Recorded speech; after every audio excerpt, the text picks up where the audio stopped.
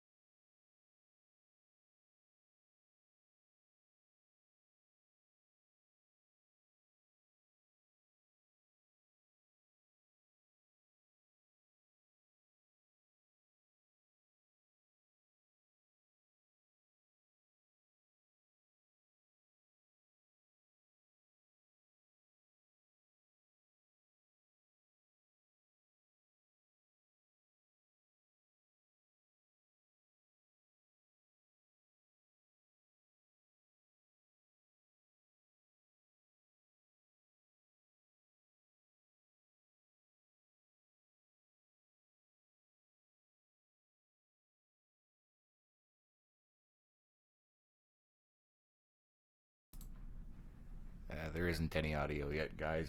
I'm sure it'll kick on here in just a minute. Roll call, please.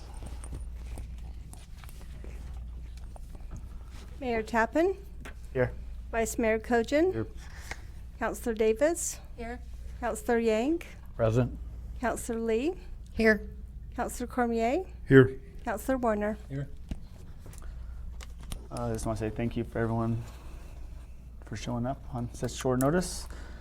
New business 5.1, discussion and possible action pertaining to appointment of a new or interim city manager. I guess we just need a motion. Mr. Mayor, I move to appoint Brian Hill, temporary interim manager, and authorize him to sign documents. Second. Motion and second. Any further discussion? All in favor say aye. Aye. Opposed? Motion passes unanimously. Congratulations. Thank you, Brian. Thank you, Brian. You've got the award for the most We'll give you a target. We'll give you the target city later. manager more times than anybody that. We have last thing, we have two executive sessions. Executive session pursuant to ARS 38-431-03A4, city manager contract negotiations, and executive session 5.3 pursuant to ARS 38-431.03A45, interim city manager contract with Interim Public Management LLC. Move to go in executive sessions consecutively. Second. Motion is second. All in favor say aye. Aye. Opposed? Motion passes unanimously. We will be exiting this and for an executive session.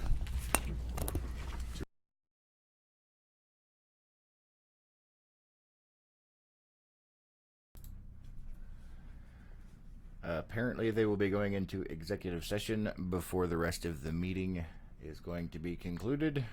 Please stay tuned for the rebroadcast.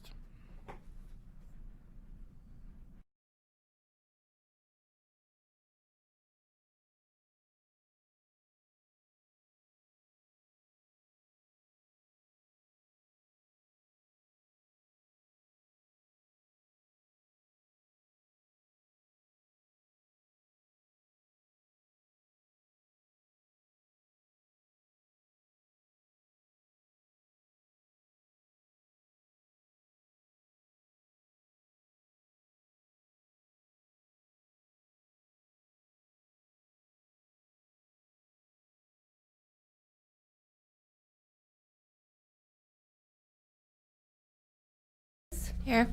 Councilor Yank, Present. Councilor Lee, Here. Counselor Cormier, Excused.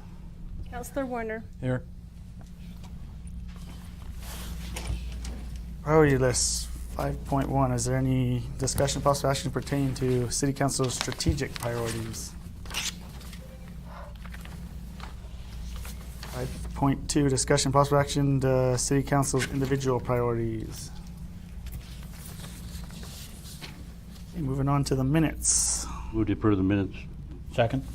Motion and second. All in favor say aye. Aye. Nay. Motion passes with those members present. The consent agenda. The consent portion of the agenda is means to expedite routine matters that must be acted on by council. All items approved will be done in one undebatable motion passed unanimously. Move to Approve the consent portion of the agenda. Second. Motion and second. All in favor say aye. Aye. Opposed? Motion passed with those members present. Thank you. We have no public hearings tonight. Move on to item number 9, call to the public and hearing from the citizens. Members of the public may address City Council on matters not listed on the city agenda. The City Council cannot take action or discuss any matters not listed on the agenda. Is there anyone that would like to address the council? Dr. Smith.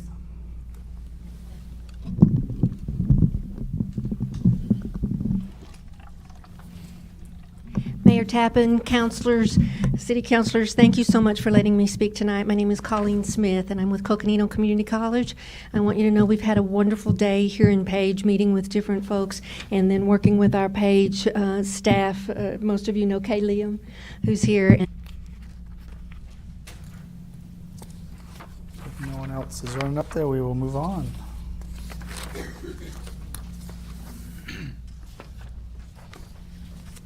I have no reports. City manager has been on the job this week.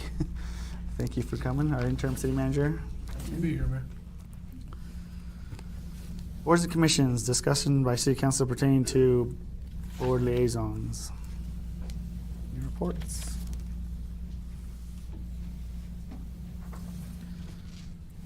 Discussion and possible action pertaining to appointment by the Page Utility Enterprise Board Resolution number 1230-19.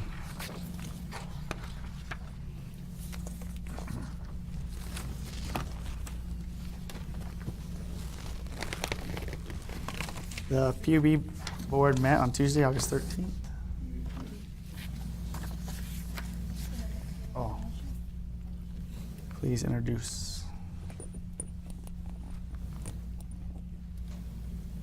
A resolution of the mayor and city council of the city of Page, Coconino County, Arizona, making an appointment to the Page Utility Enterprises Board per Chapter 31, City Organizations, Section 31.57, Page Utility Enterprises Board of the Page, Arizona Code of Ordinances.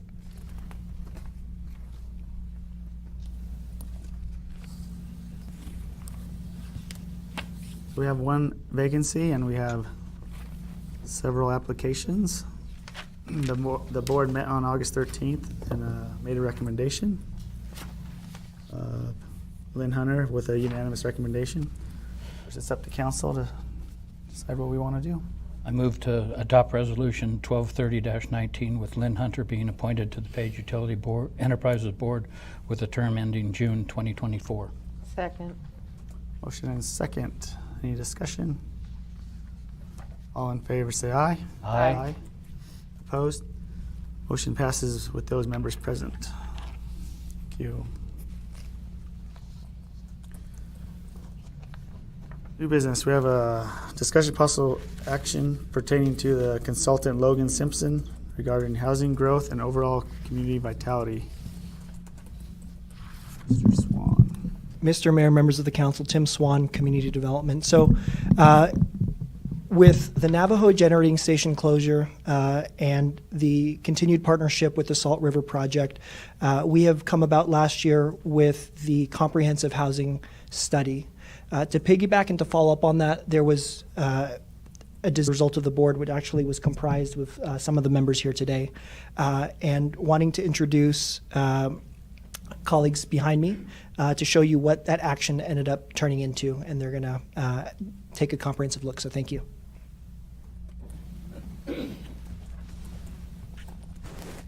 Mr. Mayor, members of council, my name is Gretchen Kitchon with the Salt River Project. We're going to start with a brief history. You know more than I how Page has evolved over time, so I'll get to more current things. As you all also know, NGS will be closing at the end of this year, and so I have been involved since about mid-2017 to try to help the city any way that SRP can to move forward in a positive economic growth way. So as Tim said, we started with a housing study because pretty much everybody you can talk to in Page can talk about the housing shortage you all have. So we did a housing study to quantify that to as a useful tool to maybe provide financing, because we have quantified data of the housing study, or housing gap is real, but that didn't solve the problem. So the next step is to try to solve the problem, and it's been great working with Tim. Tim doesn't want to talk about solving the problem, he wants to solve the problem, so that's really great. Love to hear that. So with that, we worked towards finding a consultant that had expertise that could help us, and we ended up with Logan Simpson, who's working together with Zion Finance to do 4 different things that I think will be beneficial. And just to sort of emphasize, this is for you all, so we would like this to be something that you agree that's a good idea, and we've worked with staff to try to make sure that this is very necessary and action-oriented and helpful. So that's our plan, and so you will let us know, obviously, if you feel differently. So with that, I'm going to turn it over to Megan Moore and Mitch Hendricks, who are with Logan Simpson. Thank you. Unless you have any questions. Good evening, Mr. Mayor and Council. My name is Megan Moore. I'm with Logan Simpson, and I have Mitch Hendricks behind me, also with Logan Simpson. First of all, I want to thank both council and city staff for even starting to be proactive about some of these efforts and undertaking them. And then also SRP for collaboratively working with the city on these key initiatives that really can set the stage and start the ball moving forward to improve and make a big difference. You can see the 4 current initiatives that are up on the screen there that Gretchen had just mentioned. These are kind of the low-hanging fruit. I don't want to say that they're going to be easy projects, but they're ones that can make a big difference right away and can also start to set the stage for the comprehensive general plan, that can talk about the community vision and long-term growth after or kind of while these are going on. The overall schedule for these, we just started in town yesterday. We've had a number of conversations with folks about some of the key issues and opportunities that the city has in front of you. Land use map amendment and zoning, housing strategy, and targeted industry. We're kind of asking those questions right now. So what's important in the realm of those 3 projects and initiatives?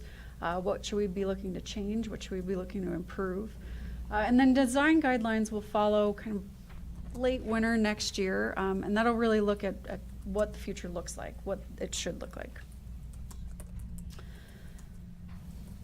This is a little bit hard to read for me from here, but public outreach. I just wanted to call out that throughout the process, there will be a number of ways for folks to be involved. So all of you guys sitting here in the room tonight, the project website is already set up, and there are a number of ways to give feedback on that website right now. It's Planning Page Arizona, so planningpageaz.com. It'll be up throughout the process, and we'll have some online questionnaires throughout that. We'll notice some public events throughout the process as well as we come back into town and meet with folks. Larger scale public events, one-on-one interviews, and informative meetings like this. And here is the website. So you can all probably check it on your phones right now and take the online questionnaire. And in regards to the 4 initiatives, so I just wanted to give kind of a quick overview of each one, what you can expect to see and what it's looking for to set the stage. The land use amendment itself, really, from what I've heard over the past 2 days, it needs to be amended to give a little more predictability for development and for developers. But it also needs to create a balance of uses for the community itself. So really looking at where neighborhoods go, where commercial areas go, where amenities for the community goes, and being able to create that balance between what a developer needs and predictability-wise, what a community needs as well, but still offering a little bit of flexibility for the market to kind of dictate that. So essentially it goes back to all 4 of these initiatives. They really tie in hand with housing and economy. Through the land use map amendment, we'll look at both existing and future land uses. So what you have now, where things should go in the future, and also take a look at those constraints and feasibility of your growth areas. Looking ahead, we'll probably come back with some frameworks, which is kind of the graphics that you see on the screen here that talk about some of those opportunities. And then we'll also vet them with the targeted industry analysis and the housing strategy that we'll be working on in tandem. If we decide throughout the process that we might want to sketch this out, especially for the growth areas and key areas like maybe downtown. If we want to sketch this out like a master planner or developer would, we've done that on other projects that give a good idea and illustration of what that growth and development actually looks like at a block level. It doesn't necessarily need to go in the final land use map, that's the regulatory map itself, but it does give a really good idea for the community, for council, for developers to know what you want it to look like, what the community wants it to look like in the future. So it's really kind of looking at a public sector plan from the lens of the private sector and kind of finding a balance.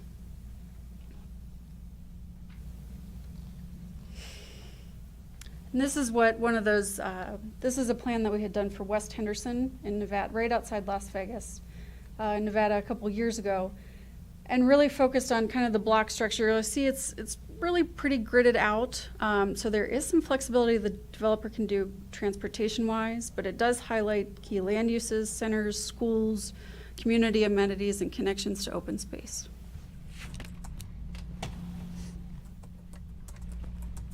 And then with the zoning audit, it really goes hand in hand with the future land use map. Future land use map will identify, of course, what those future land uses and categories should be.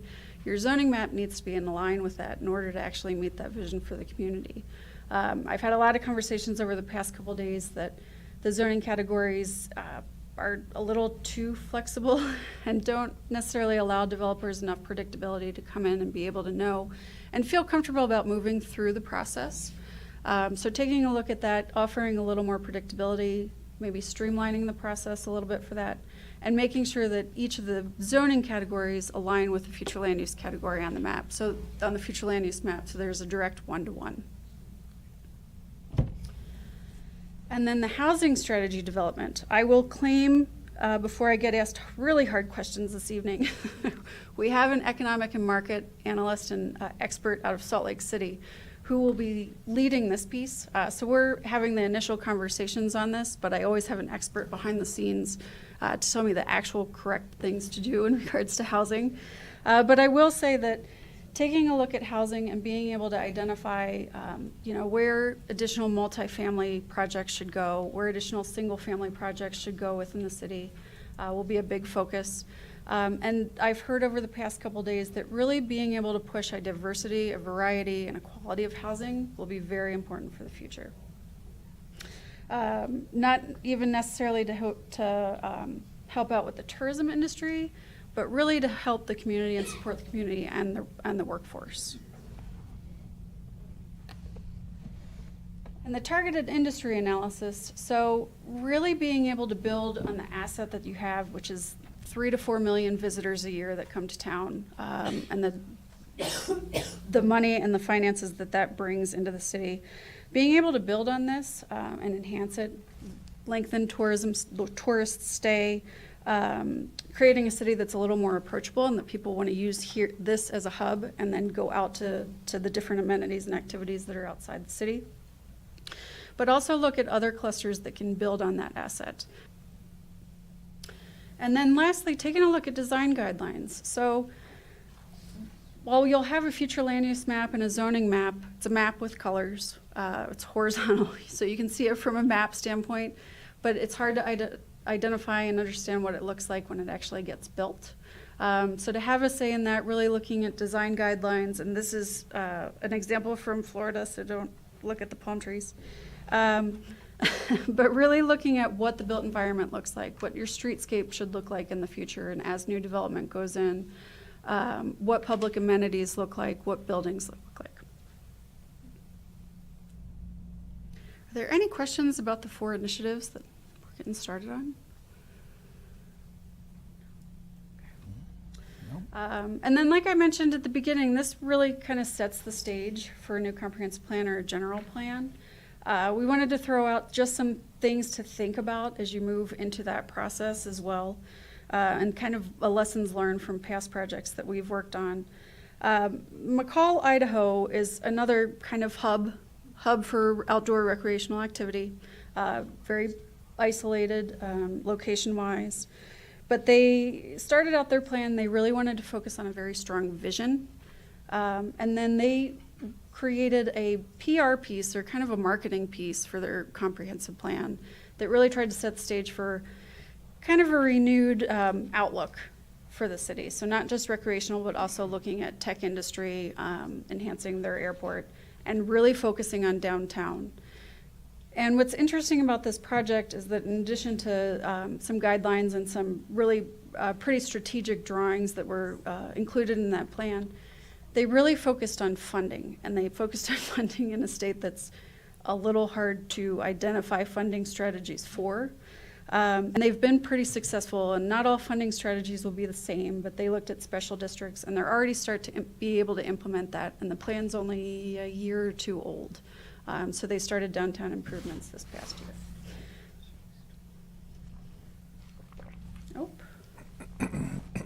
And then the other example, as I mentioned, West Henderson before, not only looking at kind of the block level, so you really can understand what that future development might look like on the ground, but West Henderson, it's a very high quality of life community, and they wanted to remain that way, especially on Vegas's edge.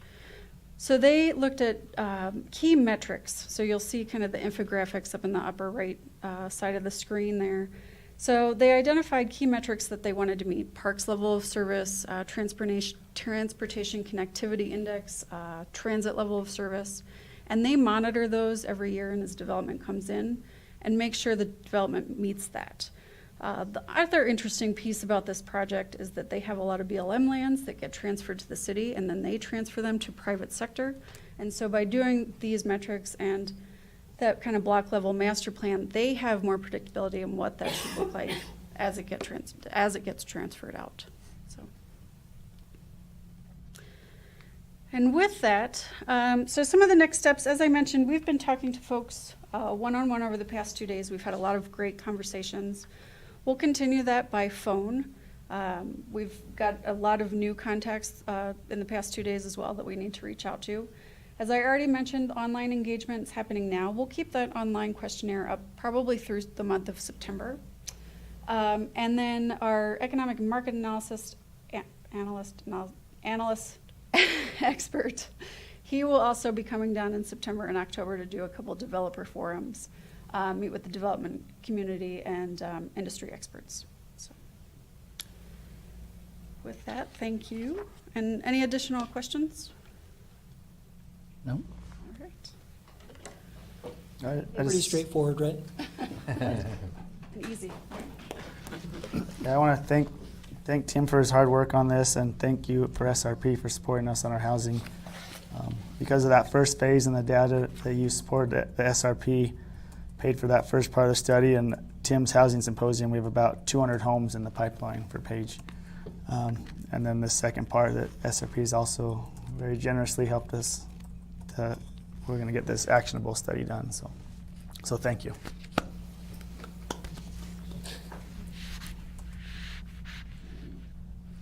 Did you have anything else to add, Tim? All right, well, moving on then. 13.2, possible discussion, possible action pertaining to a presentation from Lake Powell Chamber of Commerce. Mr. Swing.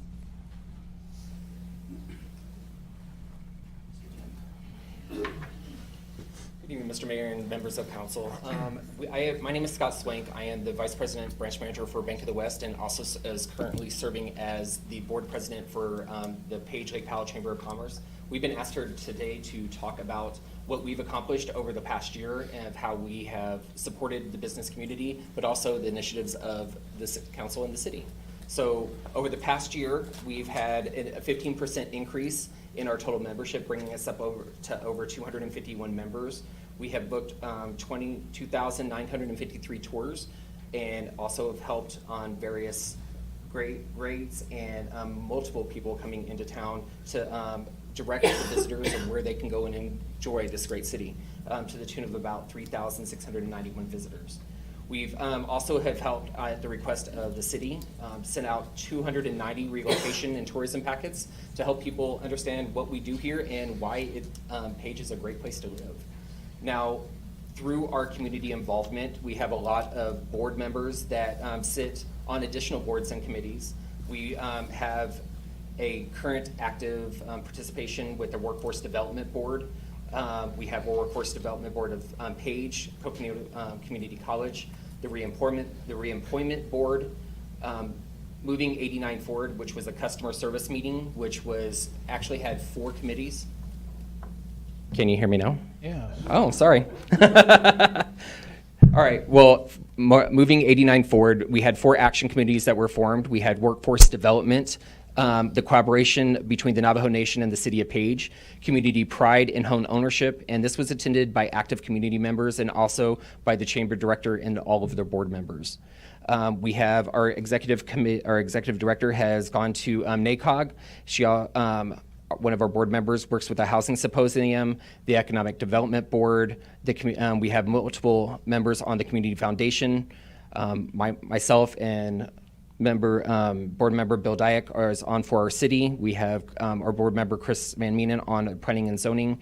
And together with Coconino Community College, we have maintained and created 2 training courses to take and help with customer service outreach that approximately we had about 60 people attend. So that we had a great turnout with that. Over the past year, we've had 4 ribbon cuttings. We've dished out 50 customer service awards, and we've had 48 new businesses that became new members. So that was great movement. FAM tours, we have currently serving 87 people and 47 tours throughout the Arizona Office of Tourism. We are currently every week putting in a Star of the Week through the Lake Powell Chronicle. This is selected by Judy Franz and Jim Hunter from CCC, and what we use is we pull information off of the TripAdvisor of the top ranked peoples, and we celebrate them in the newspaper every week. We maintain and update our city's tourism and chamber websites and social media networks. We have a weekly newsletter that goes out, and we try to take in, and we have special announcements that go out weekly. Now, as we have supported the city in the past, we have hosted 3 round tables, one for Representative Tom O'Halloran, the shuttle services for the community and CHD, and then also additional shuttle services with Lena Fowler. Presentations by our executive director has been out at La Chi, our workforce development board at the Coconino Community Career Center, and also with the Coronado Economic Plateau Conference. We, as a group, have attended multiple seminars, which are all listed here, and put on numerous events on behalf of the city, such as the Lake Powell Cruise Car Show, the 4th of July, Vendor Fair and Parade, the Judges Retreat, which we assembled judges bags for Judge Roberts, the Balloon Regatta. Is it going dead? Yeah. I'm just going. Okay. Hold on. My shoulder is killing me. Okay, let's try this again. That's what happened last time he presented to council. Sorry for saying no. So a lot with the community events that we do around the community. We, of course, host and help out the Lake Powell Car Show with the Vendor Fair, the 4th of July Parade with the Vendor Fair and the parade. We help Judge Roberts assemble bags for the Judges Retreat. Balloon Regatta, we do that in correlation with the Balloon Regatta Committee they put on the balloons, and we do the Vendor Fair, which is now the Street Fair. So taking and continuing to move us forward. Santa's Layover, this is our event to where we raise money for Coconino Community Scholarships, and we do that with vendors and silent auctions every year. We help orchestrate the Christmas Parade of Lights, Best of Page honoring all of our business community, and a lot of our individuals that have been very impactful in our community as well. Our farmers market, which we have every Saturday during the summer, and also monthly mixers that, as anyone here has been to, they're becoming more and more increasingly difficult to get into because we have a lot of participation, which is awesome. Tasks that we have continued to provide with the city, and we continue and want to continue doing.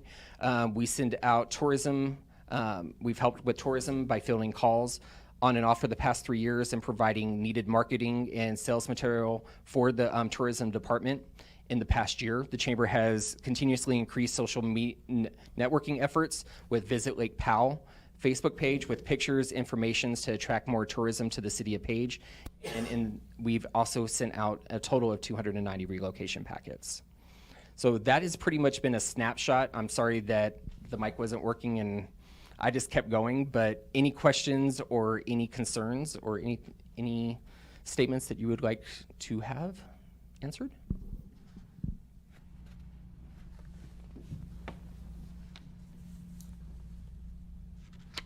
Thank you for the report. Thank you.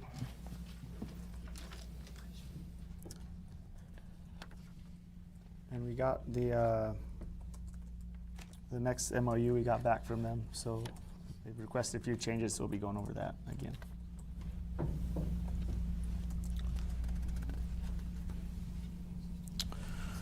All right, moving on.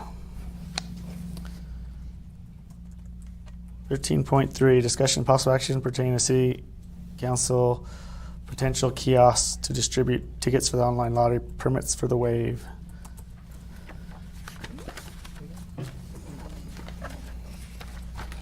Mr. Mayor, members of the council, Tim Swan, Community Development. As a result of council meetings as well as the Economic Development Advisory Board, staff was directed to move in as a proponent of the wave as part of the city of Page and its role in the wave. So staff has presented, and you all have the proposal in front of you that illustrates. Would you like a little bit of a snapshot or summary? Something. And the proposal includes taking a look at the existing 20 permits that are issued for the wave that are currently issued at this time. Currently, 10 of those permits are issued by an online walk-in lottery physically issued in Kanab, Utah. The other 10 are issued via online lottery, and the actual permits are given out via mail. That process had issues that are concerning via public safety because those permits are issued via mail and safety and guidelines are given out via video, which may not be advantageous to life safety when you're looking to acclimate yourself on a very rigorous hike. There are deaths and other public safety issues that arise from that. Search and rescue efforts typically yield from Coconino County, which is in the state of Arizona, which we also fall into. So the proposal that you have in front of you is to essentially take a look at the existing 10 online lottery tickets and have them, instead of being mailed out, to be printed out somewhere in Page, so the recipients will be thus acclimated, and there'll be some additional resources for them. So they're not flying in the day of and going on that hike the day of. There's actually public safety and as well as additional impacts from that. I'm available for any additional clarification, but this is just a quick summary.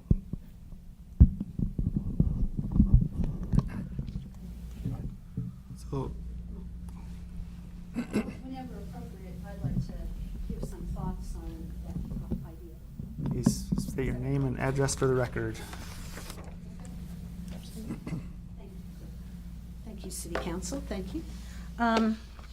So my name is Kathy Spellman. I live on Westview Drive, north of town. I'm here in Page. I'd like to share some thoughts about getting some economic benefit from the Wave Lottery. I have some insider perspective on this since I worked for BLM and did the Wave Lottery for 5 years. First of all, I don't think a kiosk dispensing the permits for those who won the online Wave Lottery, it might be a little bit different delivery, but I don't think it will be approved by the BLM or earn as much, if any, money. Do we have to pay for the kiosk? Would that be something, would be an output of money for us? But currently, those people applying online for a chance to hike to the Wave who win are only numbering 10 people. So I think we're selling ourselves short if we accept or decide to do this instead of getting more of the Wave Lottery, is what my general point is here. So these 10 people are offered 4 different ways to obtain their permit right now. They can choose within the permitting process either one of these. First, they can have the permit mailed to their home. The mail goes out 6 weeks before their hike date. Second, they can choose to have the permit waiting for them at the BLM St. George, Utah Visitor Center. Third, they can choose to pick it up at the BLM Kanab, Utah Visitor Center.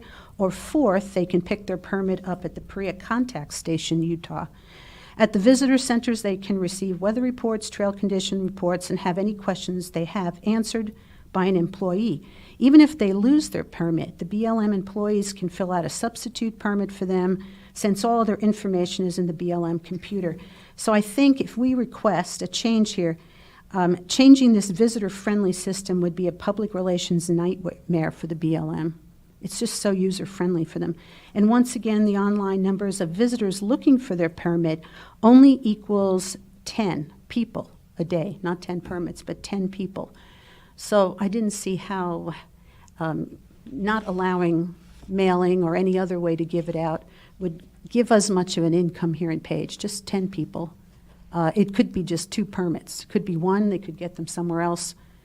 There could be none asked for here.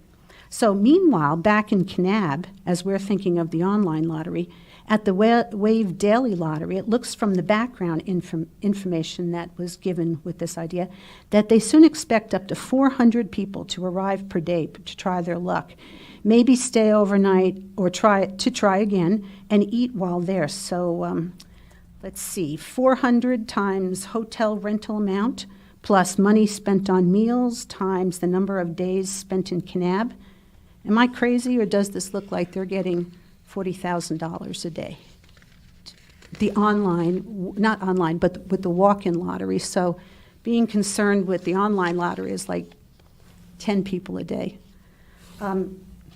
Is this not a weird kind of sharing of the bounty with Page? It's really not. We're not getting anything. And if the machine itself is $10,000, I don't see how we're going to make any money.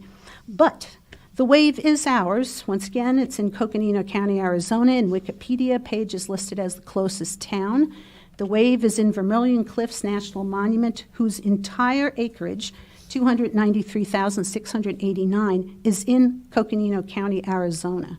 BLM often supports the economic development of towns near their public lands. So why not Page, whose power plant is closing and will be losing jobs? I don't think we should easily give the BLM a chance to deny us access to this. I don't know if we'd have to go via a law. I don't know. But they should not be able to deny us access to the Wave Lottery. We own it. It's in our county. I would like to say we should go for much more, not just this little kiosk with 10 people wandering around looking for it. The monument, Vermilion Cliffs National Monument, is an amazing natural Coconino County, Arizona natural resource. And we can't just be put off by them saying, no, I think we should keep it all in Utah. I would like to propose that we run the Wave Lottery in Page. Do you know that you can get to the Wave without leaving Arizona? We don't have to go into Utah at all. Say if I was to drive from here today and go to the Wave. I don't have to touch foot in Arizona unless I feel like stepping over the line. But the BLM has set up access to the Wave through a parking lot called Wire Pass along House Rock Valley Road, which is an unpaved road that stretches 30 miles between Route 89 and 89A. So they have a 30-mile dirt road. They have this Wire Pass parking lot in Utah. Totally, this parking lot is crowded. They admit overused with multiple trails starting there with some confusion of visitors. But there is another parking lot, the BLM Vermilion Cliffs National Monument, Arizona, recently constructed. It's in Arizona. It's placed so that you can walk to a wonderful petroglyph panel called the Maze. It's over 10 miles up that road. I'd say maybe about 13 coming from the south. But you're underneath the Utah state line there. Kathy, I'm going to give you another minute to wrap it up. Okay, here. I'm going to hear it too. This newly constructed trail is about a half-mile long to the Maze panel, and if you continue past the panel, you enter upon an old trail to the wave, sometimes used by wave goers today, but not advertised by BLM. It is the same distance along this trail to the wave as it is from the other parking lot, but this trail, called the Notch Trail, is all within Arizona. So we have a parking lot, a new trail, and a way to the wave that has appeared in local guidebooks like Michael Kelsey's since 1987. There is in here a trail description and a map to the wave. Sounds like we'd be doing the BLM a favor, taking the lottery and the wave hike location out of Utah and out of their hands. They're saying it's out of control. It is not right that they deny Arizona the economic boom to an Arizona resource. So I don't think we should accept them saying no to us at all. Thank you.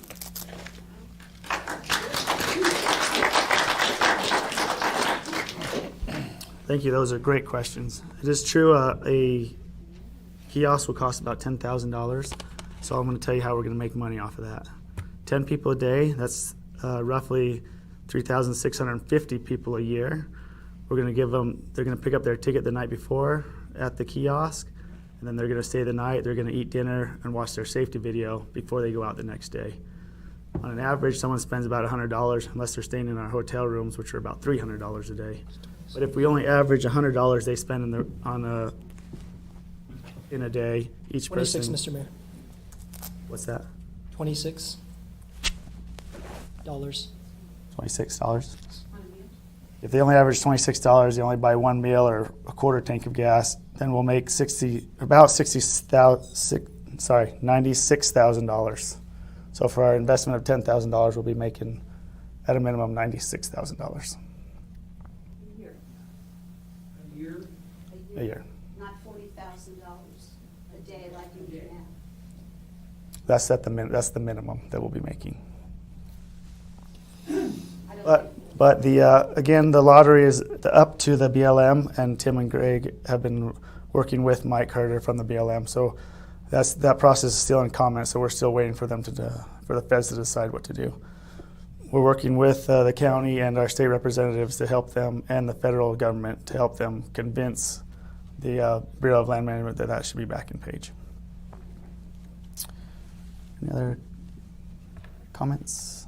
Well, I think that, any way we can participate, obviously, I think this approach is assuming that we would not have any success in convincing the BLM to relocate their lottery system to us. But if through some legislative mandate or some state support from the governor's office, from our legislature, that perhaps enough pressure could be put on BLM to put it back into Arizona. However, if I know where this is coming from, it's like, well, this is probably the most doable thing in terms of the BLM, perhaps, but I still feel like we're being shortchanged in the long run, even if we are granted this process. I agree with Councilor Warner. I think we should take a look at this one again once BLM has made their decision, and focus on, excuse me, focus on, putting our support and providing all the data that our county and state legislatures would need to help bring it here. I've got a question for Tim. Tim, if we move this process forward that you're proposing, does that prevent or delay or somehow challenge the cause to go and force the BLM's hand? Or I'm a little bit skeptical of moving in one direction at the expense of another, I guess is where I'm coming from. Mr. Mayor, Councilman, if it's the will of the council to ensure that Page is a piece of the, a piece of this puzzle here, which is what the proposal says, that Kanab will retain everything that's going on in Kanab, and we will take over the online lottery. And assuming that if a number goes up, if it does, in terms of the public scoping, and then trying to raise that number up, essentially, it's staff thoughts that would only go to online permitting, where if we establish that right, that number would only go up and there would not be an increase in in-person pickup. We could pursue those endeavors concurrently, but at the end of the day, the public scoping is going to be closing out possibly at the end of the year. So it's also a thought that maybe we can put something forward at the same time. But it's whatever the will of the council. So we could sort of channel both efforts at the same time, is what you're saying? Yes, sir. I'd support that.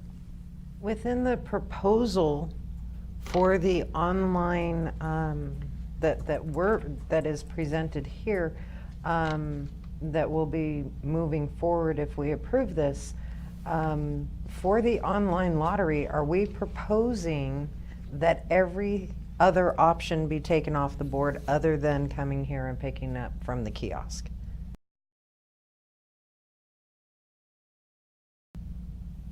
Councilwoman,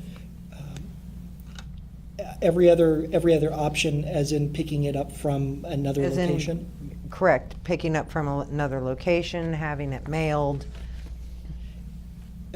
If that's the will of the council to include that in the proposition, but yes, the purpose of having it picked up here is to maybe not have just the online video present, but actually have a member of BLM present to give the safety speech, because at a death a year, that's too much, is sort of what the BLM stands and sort of their candid talk. So they would like to be here present as well. So yes, that essentially would.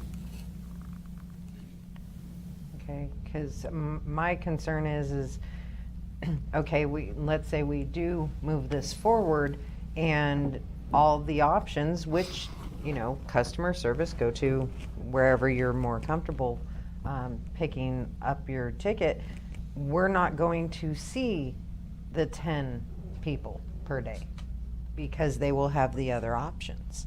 So how many, do you see where I'm going with this?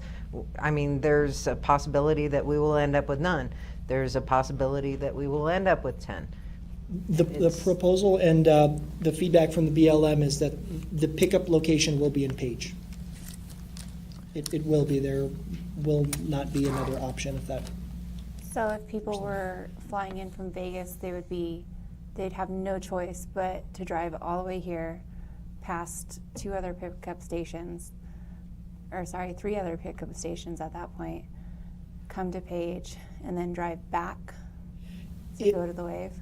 If they flew into Vegas, they would be able to connect and fly into Page and pick up their ticket, possibly if we wanted to locate it at the airport, right at the airport the day before.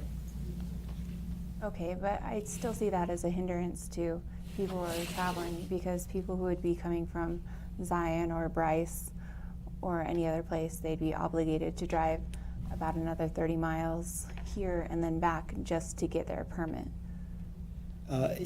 That's kind of the goal, so they stop here and buy gas or lunch. I understand that, but we're trying to help people as well too, not just the city. Well, the thing is, the people that are putting permits in on the Wave are doing that months ahead of time. It's very unlikely that you show up. There's 400 people a day show up for 10 slots. They didn't just come driving in. I know people come and plan to do that from a long distance. So whether you drive from Page or Kanab, you still have to drive. We're closer to the Wave than Kanab is to the Wave. Yeah, but so Kanab's closer to Zion and Bryce and a lot of places. What I'm saying is that I doubt that people are at Zion and then just we're on the way, let's stop and see if we can get a permit. I know people that have gone and made a full week commitment to get one day to get a permit, and have stayed a week and never got drawn. I understand that because I've gone through the trouble of getting drawn as well, and it's taken a while, and that's just me living here. But what we would be proposing is taking an open system that allows people to pick up multiple places and get replacements and get it by mail, which is fairly simple, to just saying, no, you can't have any of those. You have to come here. Right, this is after they've already won it. Yes. It's not prior, it's not the lottery itself. This is after they've received notification from the online system, yes, you have won this lottery. And so you'll have, like Chris was saying, people, you know, in Kanab, let's say, have won and they have to pass 2 or 3 just to come here. And then turn around and go back, let's say, go back home. Well, I think that what we're trying to do is figure out how we can capitalize on an asset that's in Coconino County, and for the benefit of our community and as well as the county. And so to do that, if it looks as though the future permit system is going to be expanded, it's likely that the BLM will realize that the system they have isn't very functional. To have 400 people show up and wait and draw 10 names. So with where they're going in the future, if they add permits and they add more visitation to it, likely it's going to be done through the electronic media. And with that, then what Tim is proposing puts us in a position to be able to capitalize better. Now, whether they, you know, whether they win the lottery by mail and have to come here, I'm not going to get into that, because I mean the BLM would probably say, you know, we'll mail your permit and just show up. You know, they have a visitor contact station there already, but at Perea anyway. But I think we're looking at ways to move the resource back into the economic benefit that it should be placed in. It's not a Kane County asset. Yeah, but what this We're not asking for. What this is specifically saying is for the online lottery, to Right. pick up the 10 only.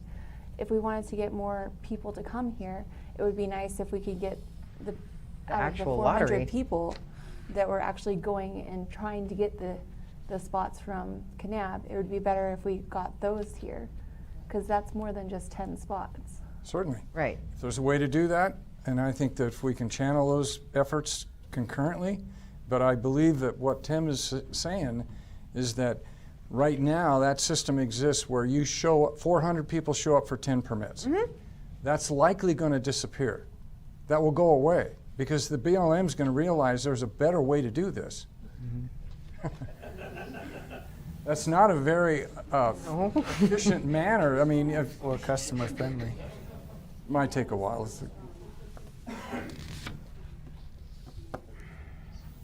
I would support any effort that would accomplish what we really all want, and that is to get more of that asset here.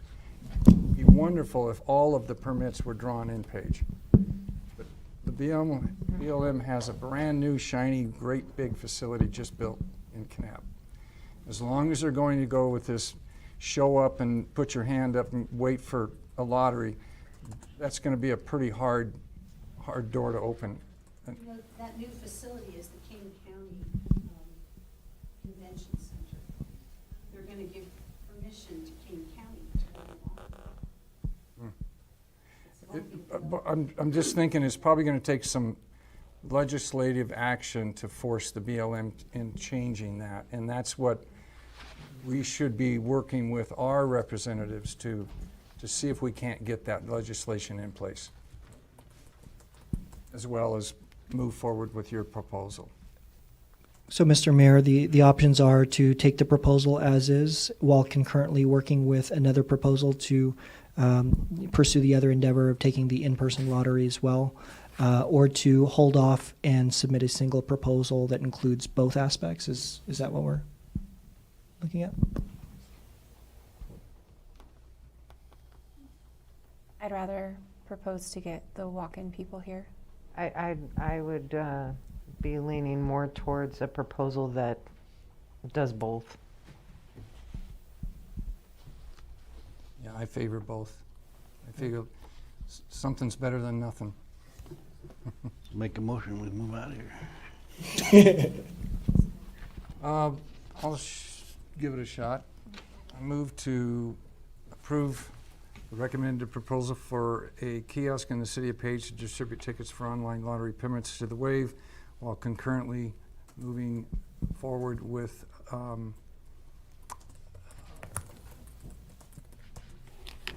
efforts with our legislature and representative body to put forth pressure on the BLM to relocate the lottery to Page in Coconino County.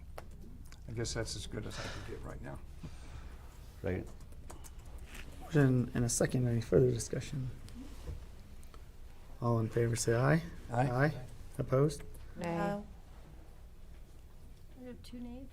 Yes. 2 nays. Motion passes.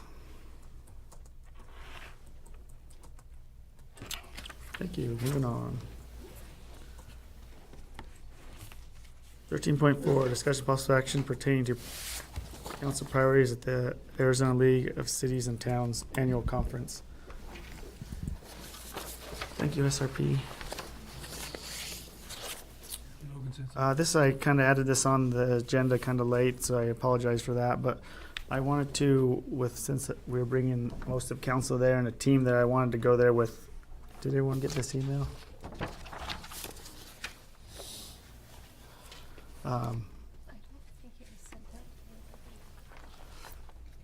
I kind of wanted to go there with us to have priorities and maybe an elevator speech, so that while we're there and we're running into other councilmen, we're running into state legislatures, we have a plan and they keep hearing the same message from us, so that we have a unified voice there and can make good use of our time there. So what I wanted to just kind of open it up for a quick discussion of what kind of things we wanted to, what issues we wanted to prioritize down there. Some of the things that I came up with was to talk to the Arizona Department of Sedona, because they're having very similar issues with the VRBOs. If there's any county representatives there, and then to talk with the state representatives there. So that was one thing I wanted to have a quick discussion on. Anyone had any priorities they wanted to bring down there? I think those are all really good hot spots. I think we should take the opportunity while we're there. I've attended a couple of these, and I don't always seem to bump elbows with the legislature people. It's mostly city people like us. Mm-hmm. It's a great time to interact and exchange ideas.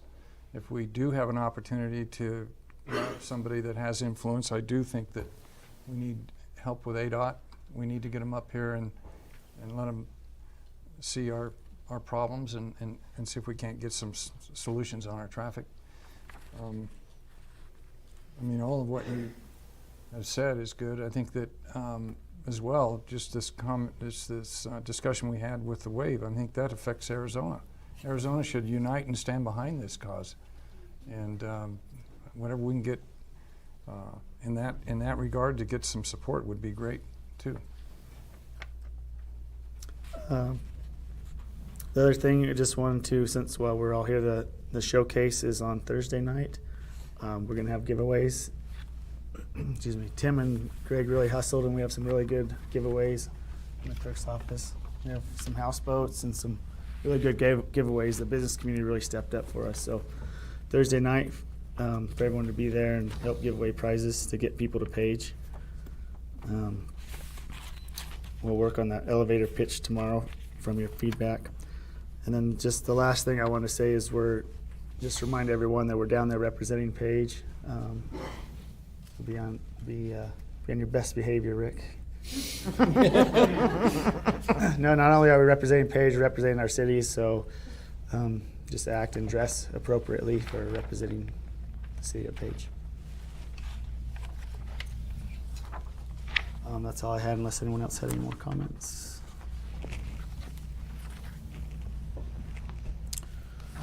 Thank you. Moving on, 15, departments. 15.1, discussion possible action pertaining to a purchase of a 2019 Ford F-250 XL regular cab 2x4 truck for Horseshoe Bend. We are almost to the issue that all of you have come for. Good evening, Mayor and City Council.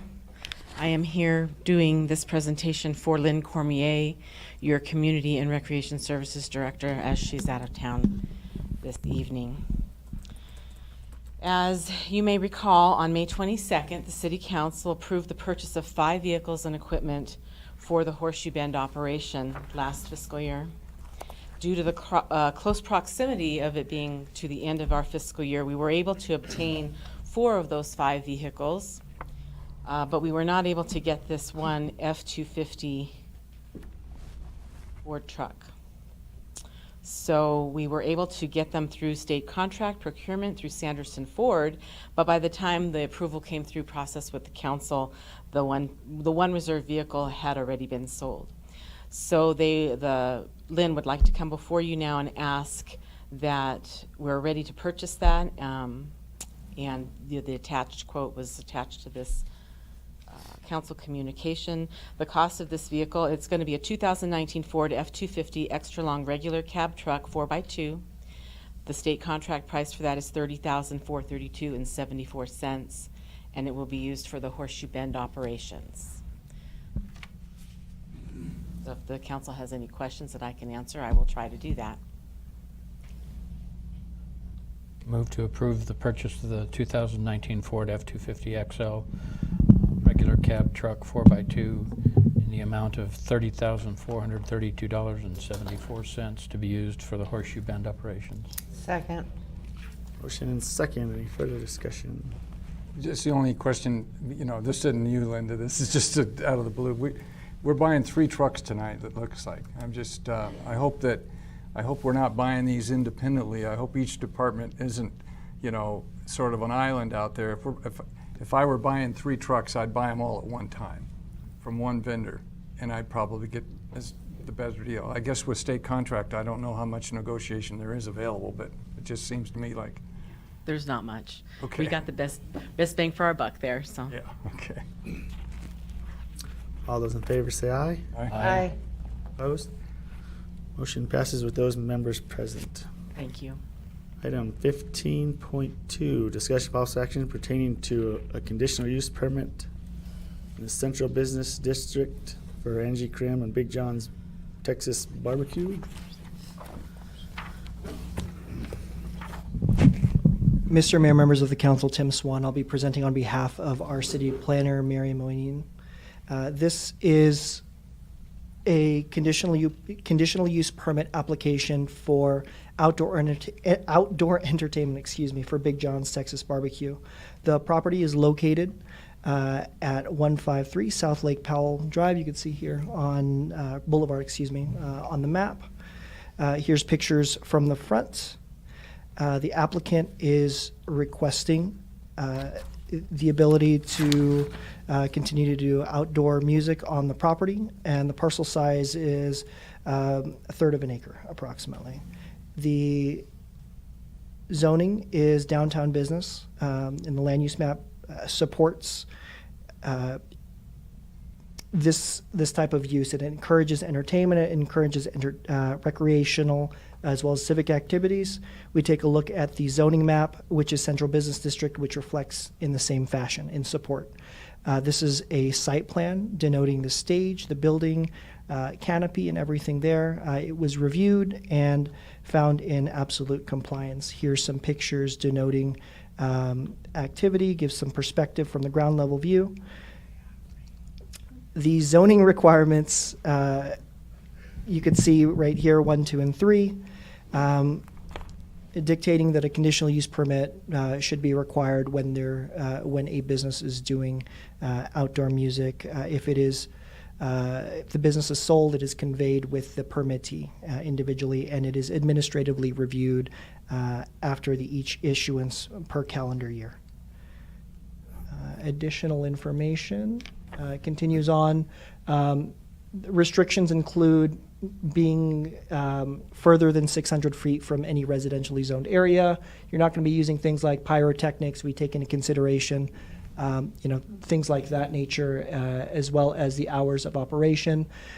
These are some stipulations, but do not supersede the current city ordinances. So if we have noise ordinances, public nuisance ordinances, everything here does not supersede that.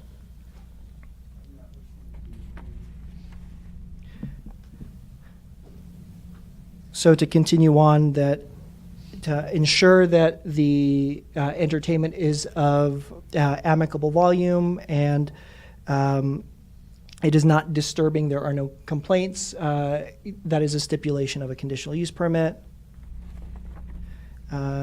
Lastly, we have some findings where there are 4 properties that are zoned residential within 600 feet. However, those are not being used as single-family residential, so we do not find that as an issue. In conclusion, city staff, as well as the Planning and Zoning Commission, unanimously recommend approval for the request, 1, 2, and 3, meaning that the proposal will have limited negative effects on the surrounding area. The sound will be operated in amicable times and at a amicable level. Thank you. Throw this out. So I'd like to open this up for a little bit of a broader discussion. Our central business district has really become our entertainment district. And people come to me complaining all the time that there's nothing to do at night. I don't think the requirements are unreasonable. I just have a problem with requiring a permit in our entertainment district. We should be making it easier for businesses, not harder to operate. We don't need to, in my opinion, I don't think we need to be nickel and diming business owners for a $300 permit every year. We directly benefit from their taxes to the tune of about $12 million annually. I'll make a motion to approve a conditional use permit, CUP 20-1 for Angie Graham Big John's Texas Barbecue LLC with conditions 1 through 9, and further waiving the annual permit fee.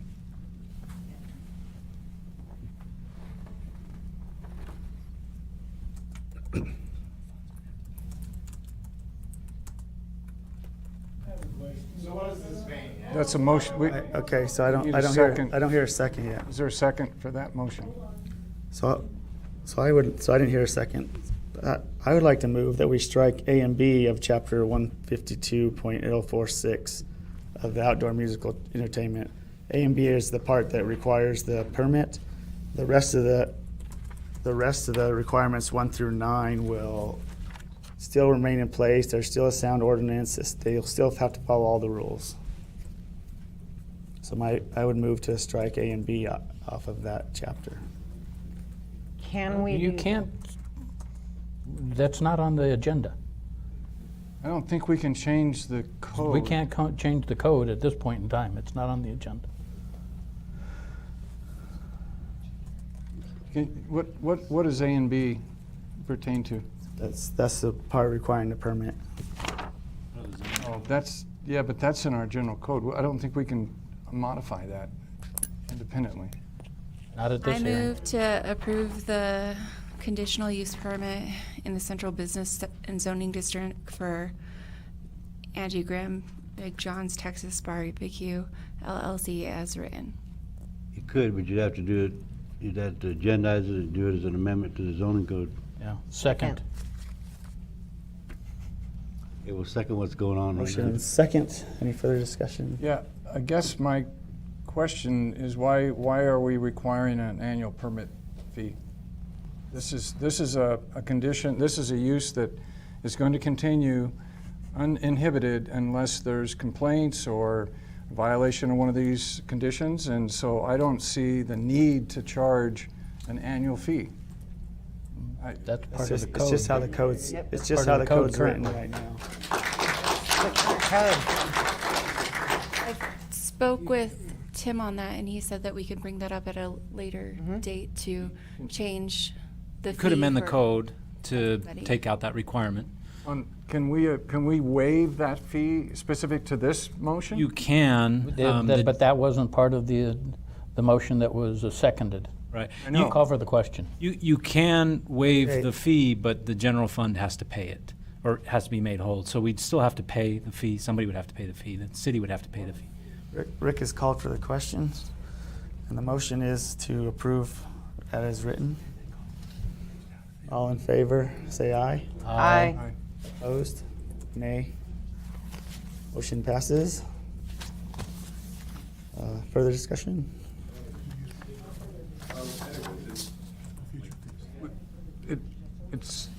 It sounds like the appropriate measure would be to follow up on an agenda item. Ask staff in the to next bring- meeting to put this on the agenda so that we can address the fee.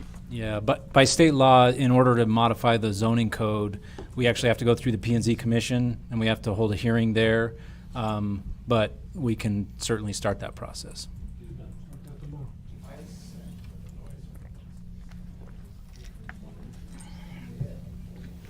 Okay, any public comment? If you'd like to comment, name and Yeah, I have a comment. name and address at the podium, please. Oh, hang on.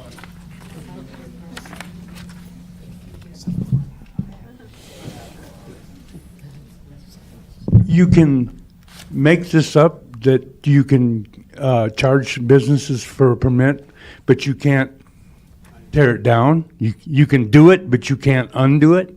Not here at this can point. do in it, but time. there- Bob we have to go Wise, through the Page, process. Arizona, sorry. No. We can do it, we just have to go through the proper process to get public input.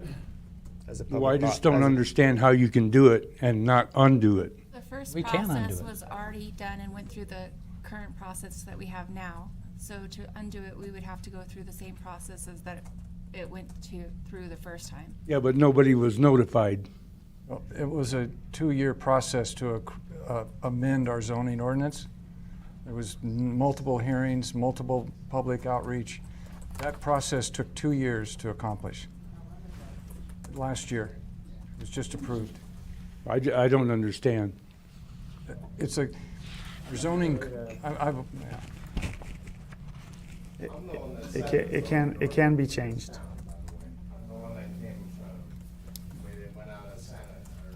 Come up to the microphone, sir.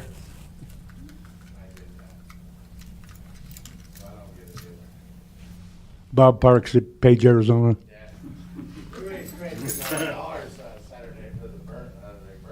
Okay, so staff's gonna bring this back so we can get rid of a little bit of permitting regulations.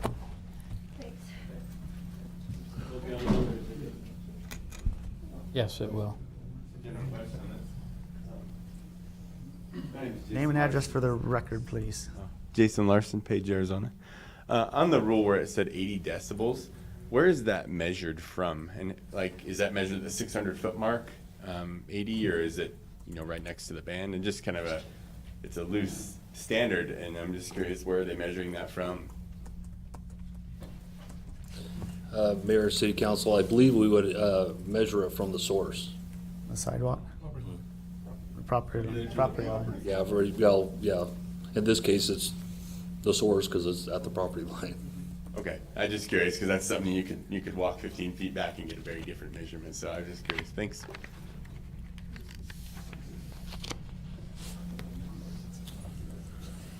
Okay, moving on. Sorry.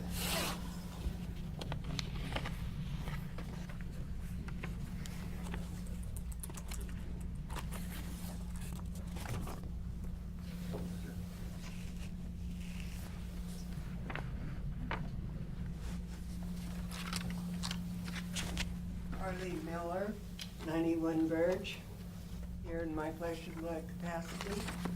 I have a little problem with having them buy a CUP because it's my understanding they've owned that location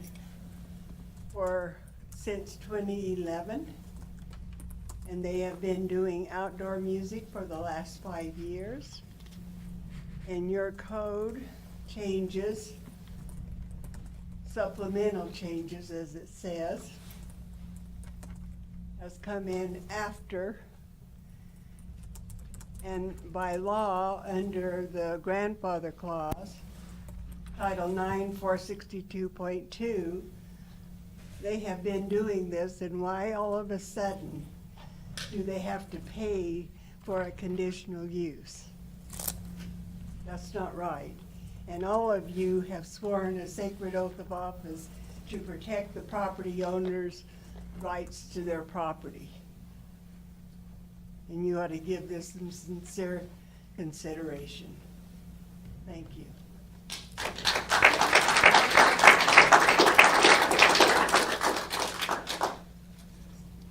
Would you like me to address? Yes, please. Mr. Mayor, members of the council,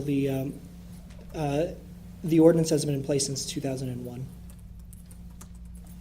in its capacity, so even the prior rendition. We were just doing a review of the ordinance needed. It's essentially the same ordinance running with outdoor music shall be obtained, shall run with the permittee, and when we did the update in 2018, 2019, it just mimicked the 2001, and they've been there 7 years, Angie? Yes. So, Hi, Chandler Buckley, number 19 11th Avenue. I don't know all about that stuff, but senior thing up there said from 6:30 to 8:30 p.m. Most of the people that we have come here, a lot of times they're from out of town, way out of town. 8:30 at night, they're just getting started, and you guys are going to make sure that the music is shut down by 8:30. That was my understanding. Am I wrong with that? Or is that? No, it's 11. Okay, so that was mine. But even 11, they don't even start eating until 9. And normally, most of the people in town start breaking down at 9, and that's when they start dancing and doing their outtime stuff. So you're giving them 2 hours, and if this is going to be our nightlife in our downtown, 2 hours is just quite not enough, guys. And I'm just saying, if we're going to be looking at stuff, let's look at the stuff that's going to make the city money. No, we weren't limiting it to that, Mr. Buckley. That's just what their presentation was for. Okay, we're going to move on here. Thank you. Thank you, everyone, for your comments.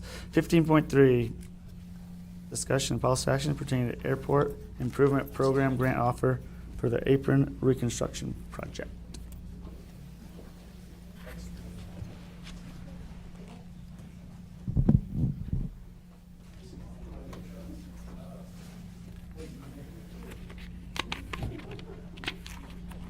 Good evening, Mayor Tappan, members of the Page City Council. Can't hear you. Sorry. Should work. Can you hear me now? Yay. All right. Good evening, Mayor Tappan, members of the Page City Council. What you have before you is well, I'll start back in May 22nd, 2019. Page City Council unanimously voted to approve the grant offer for the apron reconstruction project for the total project cost of $4,456,980, with $3,945,392 considered FAA eligible funds, resulting in a city burden, if you will, of $511,098 as FAA ineligible.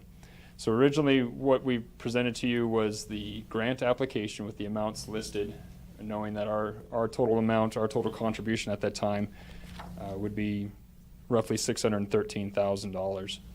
After review with the FAA, as they evaluated our application and then have subsequently put forth the grant offer that is before you included in your documentation, they have requested an additional $12,000 of construction management be added to the $511,098 ineligible funds. So that would raise our burden in this project. So the project also has come up in price, and they've matched their amount. So our total project cost is $4,861,403, with the city burden including 2.5% and the ineligible costs at a total of $631,556.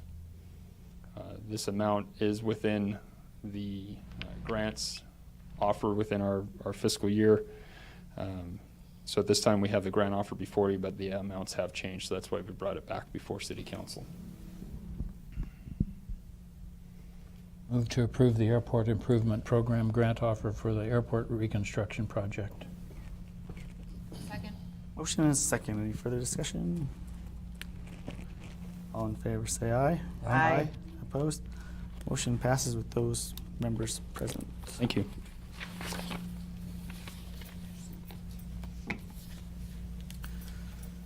Number 5, discussion possible action pertaining to purchase of a 2019 Ford F-150 XL Super Cab short bed. We skipped over one? Did I? Oh, sorry. Got my check marks wrong. Discussion and possible action pertaining to a purchase of a 2015 Case 590 SN 4x4 Extendaho for the Public Works Department. Welcome back. So again, Public Works Department has included in the capital equipment budget for this fiscal year, had originally included a newer used backhoe to assist the needs of the department. Following the approval of the fiscal 20 budget, staff began the search for a low-hour, good-condition backhoe. Several units were found in and around the southwest region. Many of the units are sold as a package with multiple buckets and or implements attached. The 3 units that you have included in your attachments are all comparable in their abilities, horsepower, and age. They all come from different vendors. We're looking at a Cat, John Deere, and Case. Staff has reviewed those options and recommends the purchase of a 2015 Case 590 SN backhoe from Titan Machinery with an 18-inch and 24-inch bucket and a hydraulic breaker. Pricing includes tax and delivery to the City of Page. I move to approve purchase of a 2015 Case 590 SN 4x4 Extendaho from Titan Machinery for the amount of $94,784.69. Second. Motion and second. Any further discussion? All in favor say aye. Aye. Opposed? Motion passes with those members present. Thank you.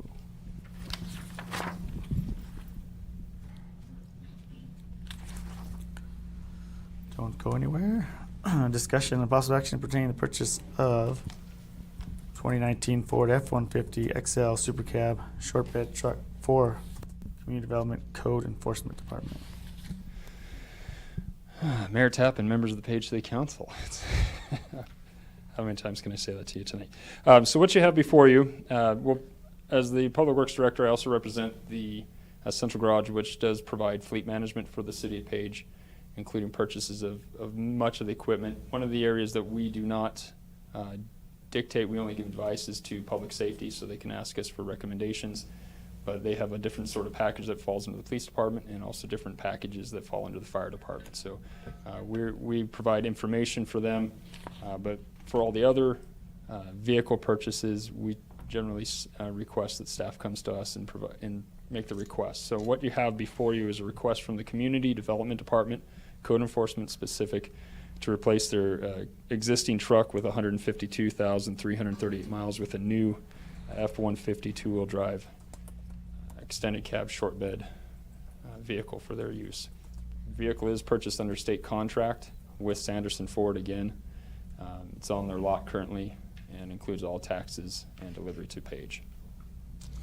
Move to approve the purchase of the 2019 Ford F-150 XL Super Cab short bed truck from Sanderson Ford in the amount of $27,145.19. Second. Motion and second. Any further discussion? I just have one question. I guess I don't know if you know what the plan is for the old truck.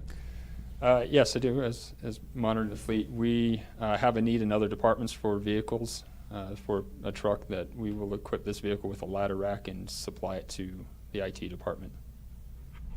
So they're You currently pass using it down to the building official. We have better plans for his vehicle. He gets all that old stuff. Motion and second. All those in favor say aye. Aye. Opposed? Motion passes unanimously. Thank you. Congratulations, you got all your trucks. Discussion and possible action by City Council pertaining to purchase of a 2019 Ford F-250 Crew Cab 4x4 upfitted with Battalion Chief Emergency Response for Page Fire Department. Yeah, good evening, Mayor and members of the council. Hopefully, we're not done with the truck purchases yet this evening. The fire department has included in this year's capital purchase, the capital purchase budget, the purchase of a 2019 Ford F-250 4x4 outfitted with a Battalion Chief Emergency Response Package. This vehicle would be replacing a 98 Ford Expedition with more than 150,000 miles on it and is needed for emergency scene response to provide incident command and scene safety for responding crews. It's also used for off-highway incidents and technical rescue operations. This vehicle would be an integral part of daily operations and plays a significant role in emergency scene response in the city of Page. As you see, I did get 3 bids on this thing. 2 of those bids are from state contract, and one of them is from the local vendor here. With the upfit, the local vendor came in at a price that was, I believe, within reason to consider Lake Powell Ford for purchase. If you have any expedition, will go away, and that one will actually replace that, which will be used for fire prevention, used for training events outside of the city of Page, and operations still. So it'll continue use just at a different level.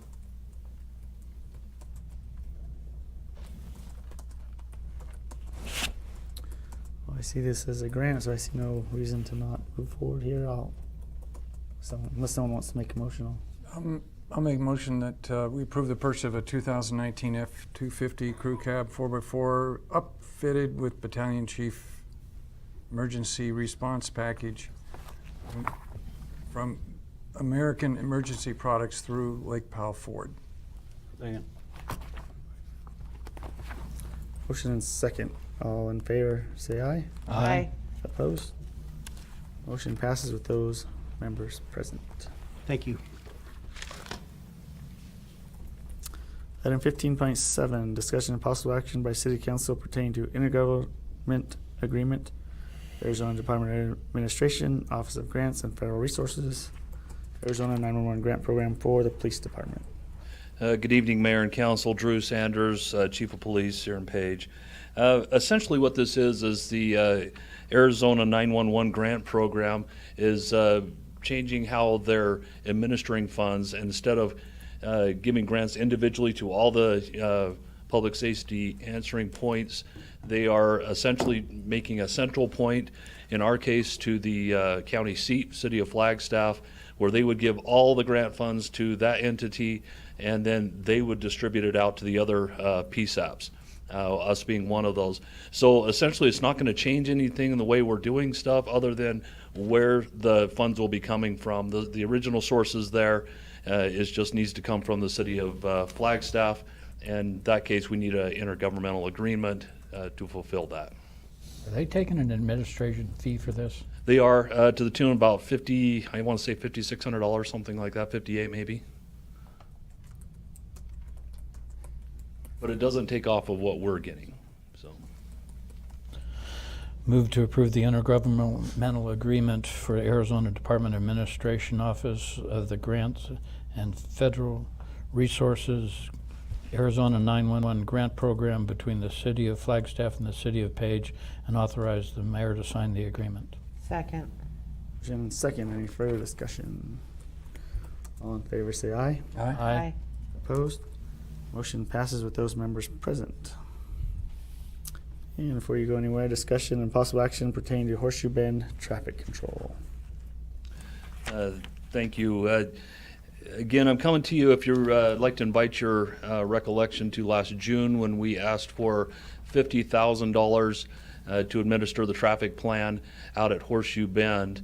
You'll also recall an after action that was sent out to all of you that indicated that we actually used far less than the $50,000 that was requested and authorized. At that time, we kind of lucked out where the barricade company we used actually came in and couldn't get the materials we actually requested, and came in using what they call pedestrian panels that you all saw out on Highway 89 over the 4th of July. Well, I'm coming to you tonight in an attempt to get you to approve us to an authorized amount for the entire fiscal year for each event, which is 4 events, which would be 4th of July, Labor Day, Thanksgiving, and Memorial Day would be the high times out there when we actually need to activate our traffic plan. Instead of coming to you all those different times, authorizing us up to an amount that would, so we don't have to keep coming back every time. You'll note on here that we are requesting $30,000 per holiday event. I will tell you that at this point, the target's moved on us a little bit. Where before the traffic materials we needed were in the $12,000 range, we don't have access to that anymore. For this event coming up, the best we could get is $30,700 just for the traffic materials. Therefore, I was going to suggest an amendment to this, boosting us up to $45,000 per event, and we will try to come under that at every time. But by putting it there, that will be able to get us with the materials we need. Out there, are we gonna have some of the improvements done this fall and spring stuff, or? Councilmember, for in terms of the construction for phase 3 or for? We're talking about widening that, going to the booth and all that stuff. Isn't that gonna be in work sometime? Are we gonna install that for another year? What's the plan for that? If we may discuss that, just recently that is anticipated to be included in the phase 3 design, some of those changes, because there's further changes rather than just widening the road. And hear a word you're saying. Go to the mic.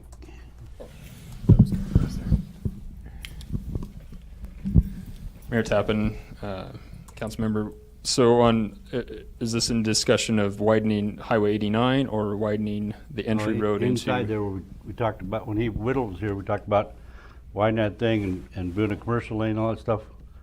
Where's the plan for that? Are we gonna move on that this fall and spring, or is that? Currently, if you recall, some of the discussion is that we were going to include that in the phase 3 construction. We were going to include the widening of the road, the addition of a feed That's booth, possibly, and ridiculous. some of the We stuff. need to get going on that. There's no reason why that can't happen this fall and this spring. There's no reason to go through another year of the same stuff we've just been going through. I thought that was the plan when Whittle was here, when we told him what we wanted done. That was part of phase 3 that we were discussing. He talked about, they even labeled it 2B. Wasn't 2B the stuff that needed to be addressed? That's the way I understood it. There were comments that were provided from a couple of council members in regard to some of the designs on phase 2. So the initial thought was that that would be included in the phase 3 design. That was kind of the comments that we'd received from that, and we've incorporated those, and those actually be presented to the council come September 11th at the next council meeting. You need to approach Whittle. If you can't do it, you need to get somebody else. There's no reason why that can't happen this fall and this spring. There's no reason for that to be a year and a half down the road to make them adjustments to get the people off the road. It's ridiculous. Don't you think? I was under the impression that the last holiday went rather smoothly. Yeah, I was going to say, I visited the site during the last holiday period on multiple days at different times, and I didn't witness at all any excess traffic congestion, or, to be honest with you, Chief, I really didn't see a need for the effort. I know you guys went to a lot of work, and you put a lot into the planning, and you executed flawlessly. But I think that it was a flop in terms of the visitors didn't show up to the party. We had multiple days where the parking lot was half full. It never reached capacity. It never spilled out on the highway. And so I think that we tested the water there, and I really don't think that it's appropriate for us to expend this kind of money going forward, hypothesizing it's going to be we didn't have a problem on the busiest holiday week of the year. The reason we had a problem on the previous holiday is because we didn't have a parking lot open. When we opened our parking lot, we didn't have a problem. Everything flowed, traffic flowed well. I would support some form of signage perhaps, and if you can adjust the speed for whatever, but to go out and do everything that you guys put into on the 4th of July is just a waste of effort. Yeah, we're just lucky that them concrete barriers weren't available, because that's a week process just setting them out there and picking them up each way. So. And historically, our traffic pattern in terms of the coming holidays aren't really a big bump.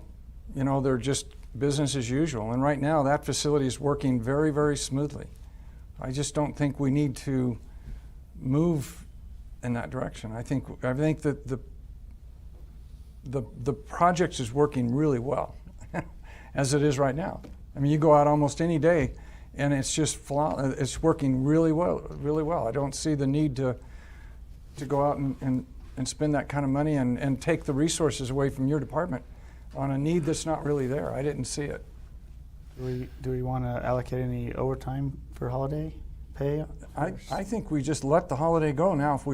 And maybe this is the wrong approach. I know you're more proactive than reactive, but in this case, I think that we ought to let the facility work.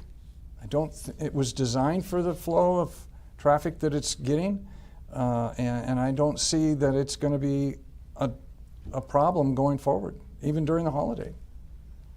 It'd be nice to have overtime available if they needed.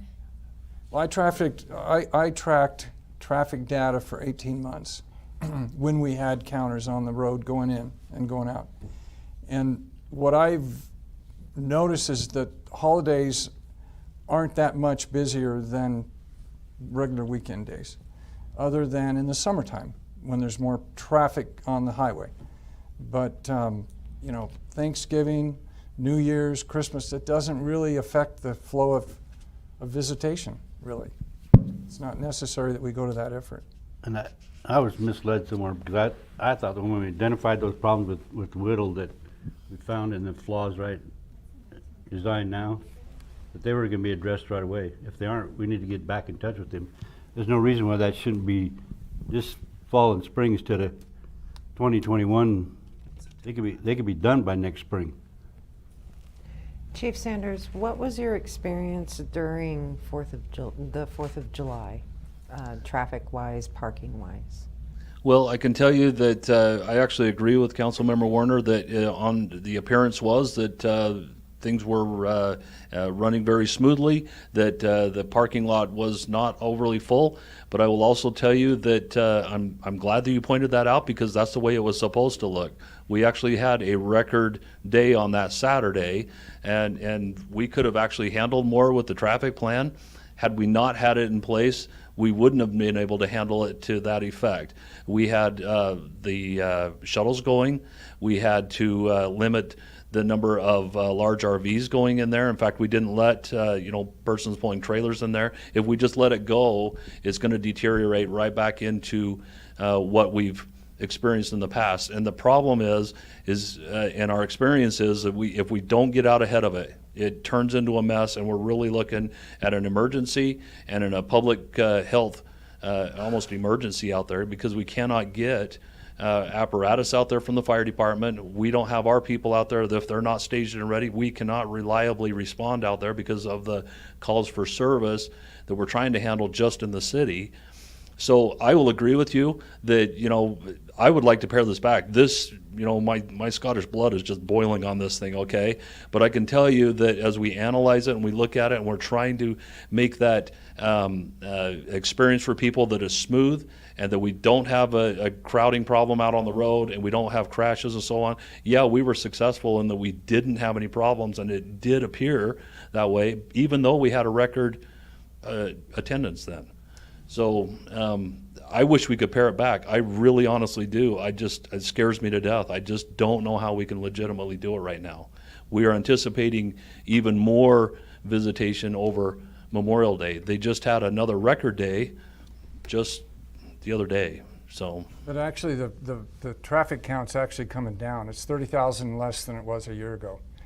And what we found, Chief, during the 4th of July period was, we did close to trailers and RVs, but we opened it right back up the very next day, because there was no need for an overflow parking lot. No one used it.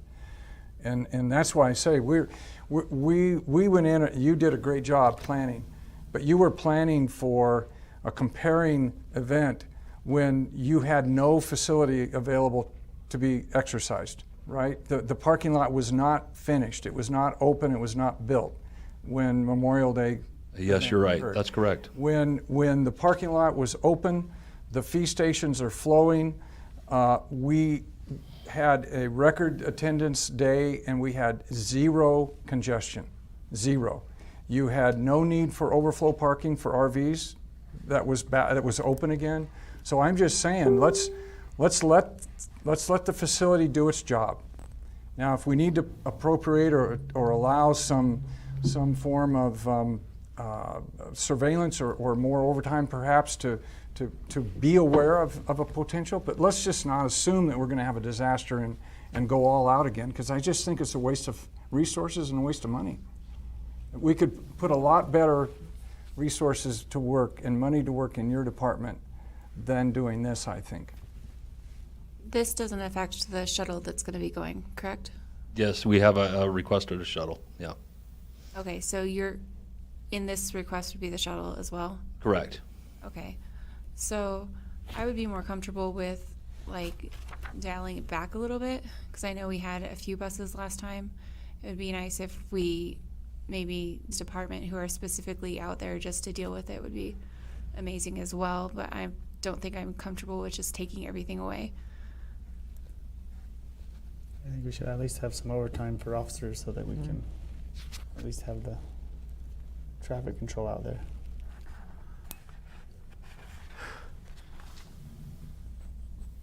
Yeah, and the overtime is within, I mean, department heads can authorize overtime, so the chief can implement that. I think the main costs are the barriers, the IGA with DPS for officers, and even the shuttles, I don't know that those exceed the city manager's spending authority. They might, depending on how many we're running, but. Yeah, we were only running one, by the way. So. Yeah. And I think they're about $1,500 a day, $1,200 a day, something like that. I don't think it got used, Chief. You certainly don't need to No, it didn't get barricade. used heavily, just, you're right. Yeah. We had to send them home early, actually, a couple days, to be quite honest. Yeah. If you had barricades from 98 down, it makes sense, but clear to Walmart doesn't make no sense. I mean, Well, there was no backup at all. There was just never a day or an hour where there was more vehicles than could pass through the fee booths.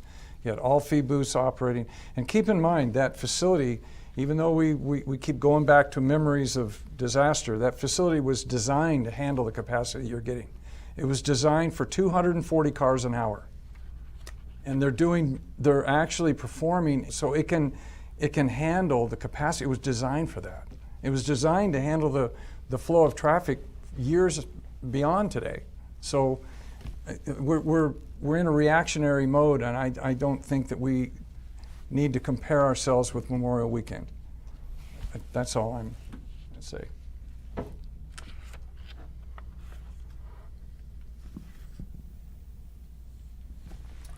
Okay. That's it. Thanks for the thank thanks you. for the request. Good luck.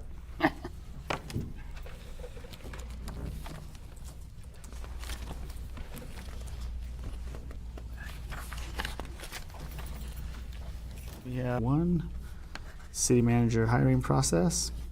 16.2 executive session pursuant to ARS 38-431.038. Second.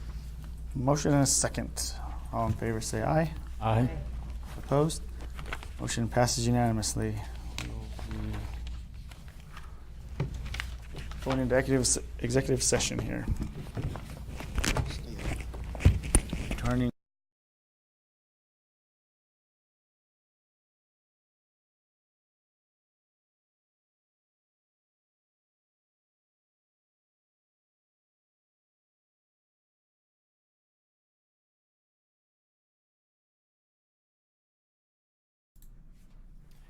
Thanks everybody for joining us for that city council meeting.